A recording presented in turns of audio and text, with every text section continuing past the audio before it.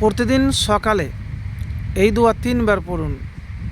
ইনশাআল্লাহ সন্ধ্যার আগেই অঢেল টাকা আসবে দোয়া কবুল হলে। প্রিয় ভাই, আমি একটি দোয়ার কথা বলবো যে এই দোয়াটি মাত্র 3 বার পড়বেন। এবং কোন দোয়ার কথা বলবো, ঘুমানোর আগেও পড়বেন। যারা খুব অভাবে আছেন, খুব টেনশনে আছেন যে অভাব আপনার দূর হয় না, তো আপনি ঘুমানোর আগে একবার পড়ে নেবেন। সেই দোয়াটির কথা বলবো, আল্লাহুম্মা আনতাল আউয়ালু ফালাইসা ক্বাবলাকা শাইউন ওয়া আনতাল আখিরু ফালাইসা বাদাকা শাইউন ওয়া আনতাজ জাহিরু ফালাইসা ফাওকাকা শাইউন ওয়া আনতাল বাতিনু ফালাইসা দুনাকা শাইউন ইগজি আন্নাদ দাইনা ওয়া আগনিনা মিনাল ফাকরি। হে আল্লাহ, আপনি প্রথম, আপনার পূর্বে কিছুই ছিল না, আপনি সর্বশেষ, আপনার পরে কোনো কিছুই থাকবে না, আপনি সব কিছুর ওপরে, আপনার ওপরে কিছুই নেই, আপনি সর্বনিকটে, আপনার চেয়ে নিকটবর্তী কিছুই নেই। আপনি আমাদের সমস্ত ঋণ পরিশোধ করে দিন এবং আমাদেরকে অভাবগ্রস্ততা থেকে অভাব মুক্ত করুন।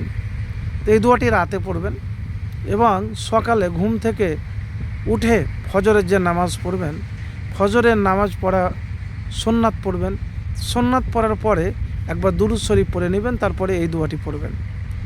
আর তার সাথে সাথে আপনি একটি দোয়া সবসময় পাঠ করবেন, আল্লাহুম্মা ইন্নী আউযু বিকা মিনাল ফাকরি ওয়াল কিল্লাতি ওয়াজ জিল্লা। আল্লাহুম্মা ইন্নী আউযু বিকা মিনাল ফাকরি ওয়াল কিল্লাতি ওয়াজ জিল্লা।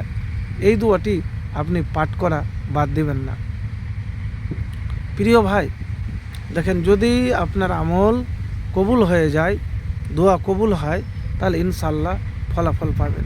আর এতটুকুন বলবো ভাই, যে একবার এই আমল করেই তো দেখুন। অনেকেই ভাই বলে যে দোয়া করি কিন্তু কবুল হয় না। দেখেন, আমি আপনাকে কিন্তু কোনো মিথ্যা কথা বলি না। কেন? দেখেন, দেনেওয়ালা হলো আল্লাহ, আর সেটা আল্লাহ সুবহানাহু ওয়া তাআলার কাছে চেয়ে নিতে হবে। কীরকমভাবে চাইবেন? বারবার চাইবেন, ধৈর্য ধরে চাইবেন, চাওয়া ছাড়বেন না। যদি আল্লাহ আপনার দোয়া প্রার্থনা কবুল করে, তাহলে আর কিছু লাগবে? আমি হয়তো আপনাকে বলতে পারবো শুধু যে একবার এইভাবে দোয়া করে দেখুন, ইনশাআল্লাহ ফলাফল পাবেন। তো আপনি কি করবেন? এই দোয়া পাঠ করবেন। আপনার যে ঋণ আছে না, সন্ধ্যার আগেই হতে পারে সব ঋণ পরিশোধ হয়ে যাবে, সকালে পাঠ করলে সন্ধ্যার আগেই। তো প্রিয় ভাই, দুনিয়াতে ধনী হয়ে থাকবেন। তো প্রিয় ভাই, আরেকটি কাজ করবেন, সেটি হলো কি, যে পরিশ্রম করবেন, মেহনত করবেন, ধারাবাহিকতার সাথে আল্লাহর নাম নিয়ে।